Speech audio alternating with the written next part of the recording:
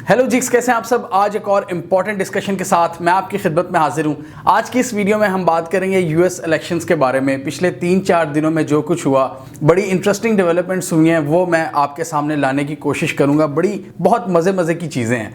मतलब ये वो चीज़ें हैं जो हिस्ट्री में पहली बार हो रही हैं और हमारे जैसे जो ऑब्जर्वर्स हैं वो उनको बड़ी इंटरेस्टिंगली देख रहे हैं। मतलब किस तरह हमने देखा है कि यूएस इलेक्शंस का, पूरे सिस्टम का, सिर्फ इलेक्शन का नहीं, किस तरह पूरे यूएस के सिस्टम का तमाशा बन चुका है। पहले हम जैसे कंट्रीज के तमाशे बना करते थे, लेकिन अब जो एक सो कॉल्ड सुपर पावर थी उसने अपना तमाशा खुद ही बना लिया इन इलेक्शंस के बाद, बल्कि इन इलेक्शंस के दौरान। और हमने देखा कि ट्रंप साहब ने किस तरह इल्जामात लगाए, किस तरह पूरे सिस्टम को ट्रैश करके उन्होंने रख दिया। मतलब भाई इंट्रम को दाद देनी पड़ेगी यार, उसने जो यूएस का सुपर पावर का जो इमेज है ना उसको डिस्ट्रॉय कर दिया। और यही चीज़ें आज हम ज़रा देखेंगे, बहुत इंटरेस्टिंग चीज़ें। एक प्रेस कॉन्फ्रेंस का हम उसको गौर से देखेंगे कि उसमें ट्रंप ने क्या बम फोड़े हैं। उसमें ट्रंप ने ऐसी बातें की हैं, मतलब जिसकी वजह से बहुत ज़्यादा जो अमेरिकन हैं, जो उनके डेमोक्रेट्स हैं, जो उनके लिबरल्स हैं, उनका लेफ्ट विंग, वो बहुत ज़्यादा गुस्से में है और वो कह रहा है कि यार इसको साइड पे करो।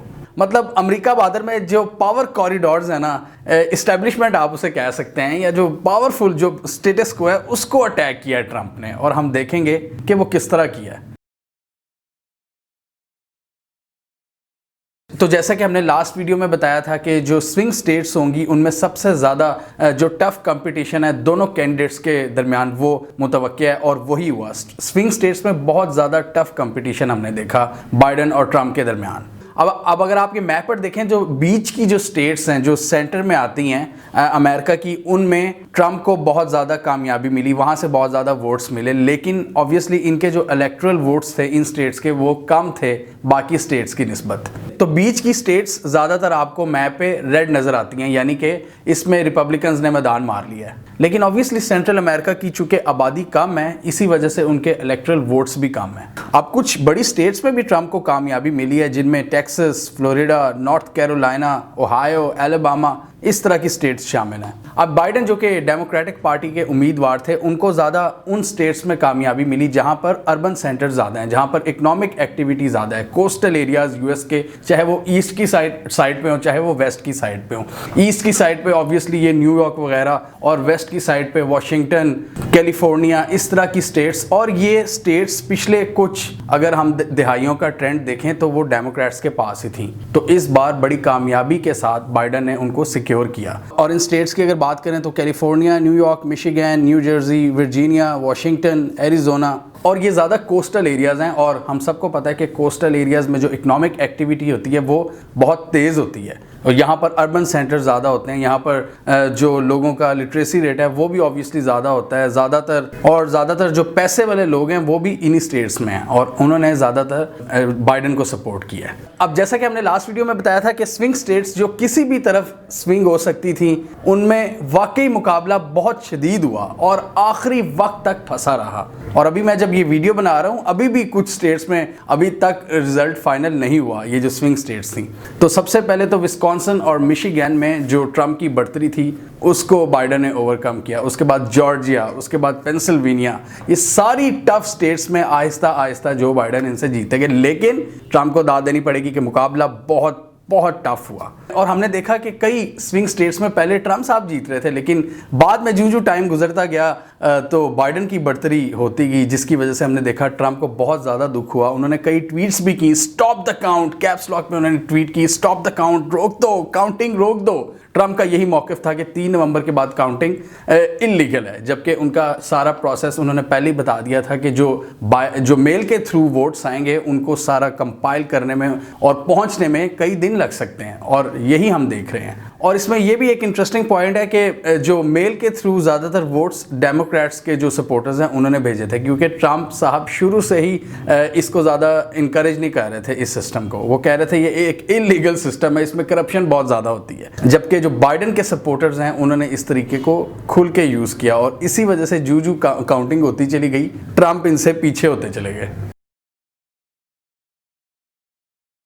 और इस इलेक्शन की बात करें तो बड़ा ही ज़बरदस्त वोटर्स का टर्नआउट रहा है, 68% के करीब। मतलब इतनी बड़ी तादाद में अमेरिकन ने इस बार वोट डाले हैं। हालांकि पेंडेमिक भी था, कोरोना की सिचुएशन थी, फिर भी अमेरिकन ने बहुत भरपूर तरीके से इसमें पार्टिसिपेट किया। और उसमें एक बहुत बड़ी रीज़न जो मेल के थ्रू इन्होंने वोटिंग का सिस्टम निकाला था, उसकी भी थी एक रीज़न।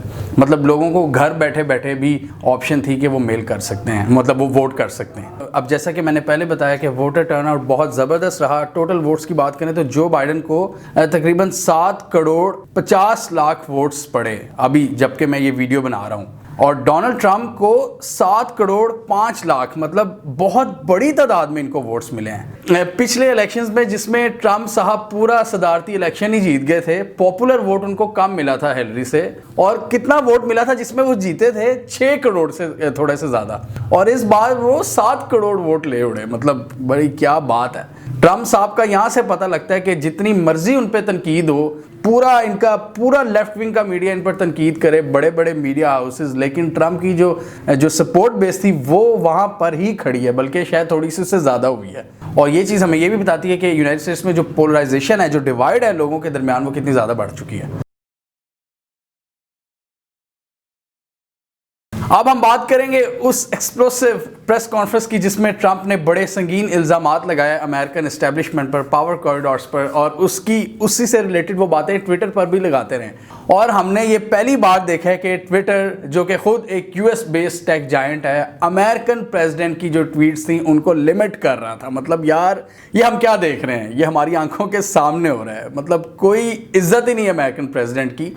और ट्विटर ये कहकर उसको लिमिट कर रहा था कि ट्रंप की जो ये सारा नैरेटिव, ये जो बातें हैं, ये इलेक्टोरल जो प्रोसेस है उसकी राह में रुकावट है, ये मिसलीडिंग स्टेटमेंट्स हैं ट्रंप की, और वो उसको लिमिट कर रहा था ट्विटर। और इस पर भी ट्रंप ने बड़े गुस्से का इजहार किया, ट्विटर को भी उन्होंने बड़ी सुनाई। अब जो एक्सप्लोसिव प्रेस कॉन्फ्रेंस की ना ट्रंप ने, अब उसकी तरफ जरा आते हैं। ये है सबसे इंटरेस्टिंग पार्ट। ट्रंप ने उस प्रेस कॉन्फ्रेंस में पूरे अमेरिकन सिस्टम पर सवाल उठा दिए हैं, पूरी स्टैब्लिशमेंट पर उन्होंने अटैक किया है। जितने मतलब इनके पावर कॉरिडोर्स हैं, चाहे वो टेक में है, चाहे वो इनकी मीडिया है, चाहे वो इनकी कंपनीज हैं बड़ी बड़ी, उन्होंने इन सब पर इल्ज़ाम लगा दिया। और पूरा प्रोसेस है इलेक्शन का, उस पर क्वेश्चन उन्होंने उठा दिया। उन्होंने कहा कि तारीखी धांधली भी है। वही चीज़ें जो हम पाकिस्तान में सुनते हैं, धांधली, तारीखी धांधली। और ट्रंप साहब ये कह रहे हैं, अमेरिकन इलेक्शंस पर वो सवाल उठा रहे हैं। और जो एग्जैक्ट लाइन उन्होंने एक यूज़ की ना, उन्होंने कहा big media, big tech, big money.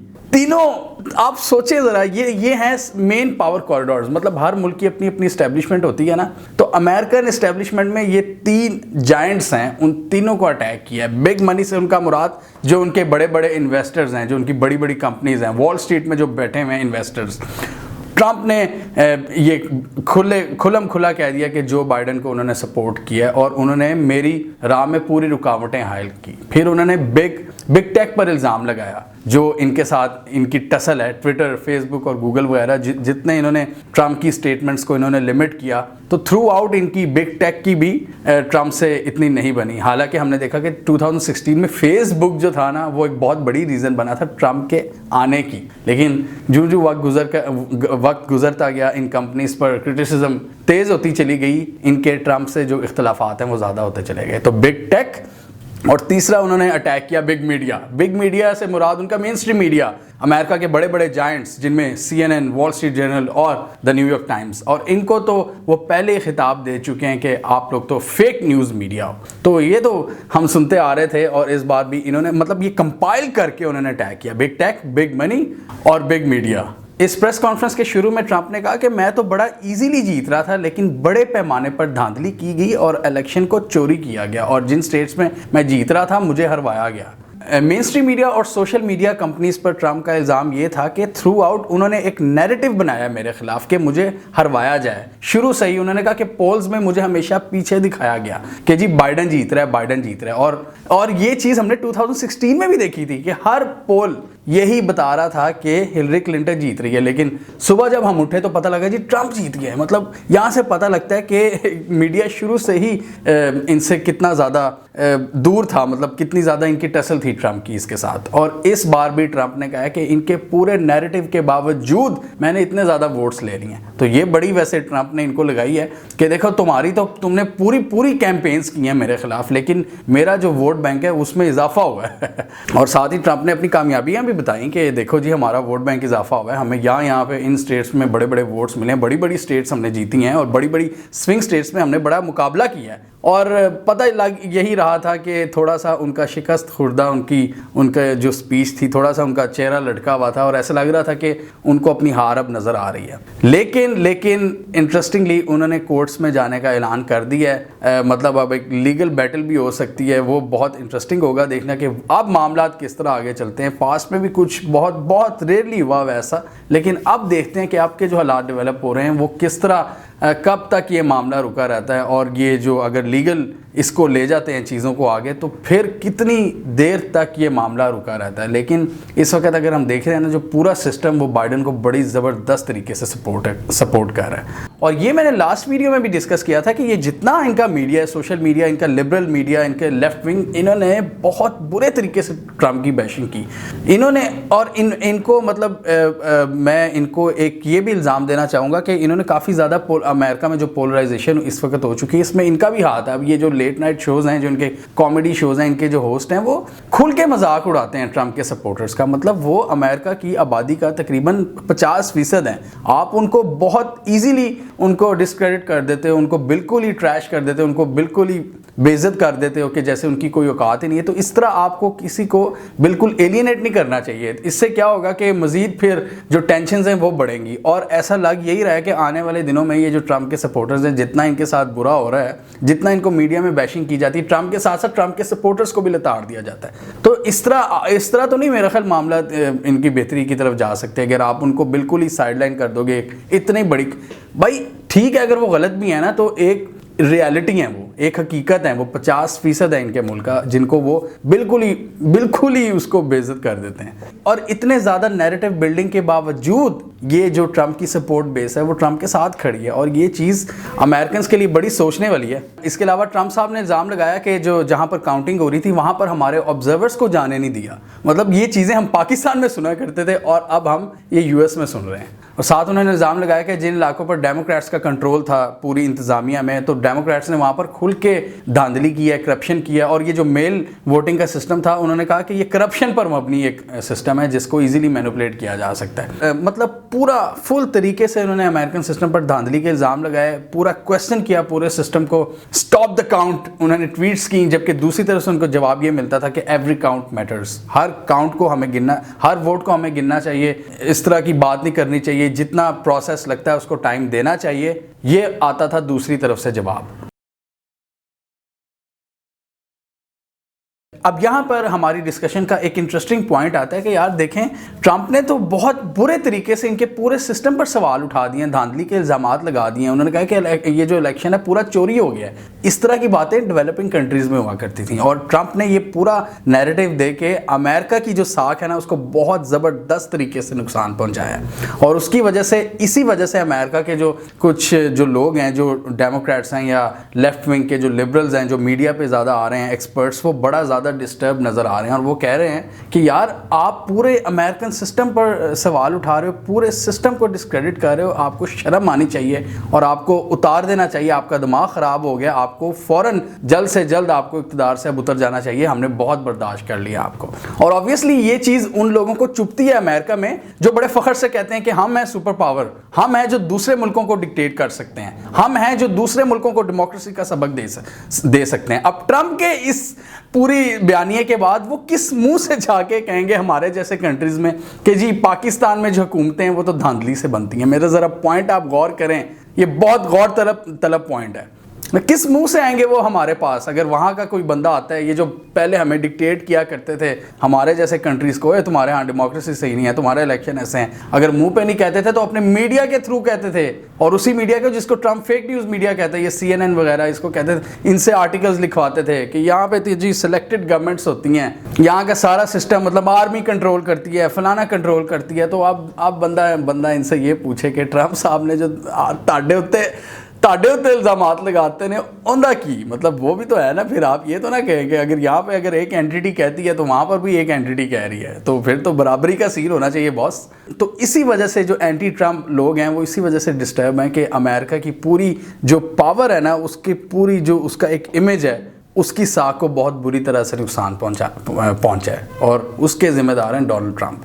मतलब अब अगर हमें कोई कहेगा कि जी आपके यहाँ डीप स्टेट है, आपकी इस्टेब्लिशमेंट है, तो हम कहेंगे आपके यहाँ भी बिग मनी, बिग टेक और बिग मीडिया है जो कि इलेक्शंस को मैनिपुलेट करने में बहुत बड़ा किरदार अदा करते हैं, और भी कुछ नज़र ना आने वाली कुव्वतें जिनका ट्रंप बार बार जिक्र कर चुके हैं। और ट्रंप के अलावा भी एक बहुत बड़े वहाँ पर तबका है जो इस तरह की जो कुव्वतें उनके खिलाफ बोलता रहता है, लेकिन उनका मेन स्ट्रीम मीडिया कभी भी उस तरह के नैरेटिव को सामने नहीं आने देता। वो कहते हैं कि ये कॉन्स्पिरेसी थ्योरीज हैं, मतलब वो कुव्वतें जो अपनी मर्जी से वहाँ पर जो कैंडिडेट्स हैं उनको सपोर्ट करती हैं, उनको फाइनेंस करती हैं ताकि उनकी मर्जी की पॉलिसीज बन सकें।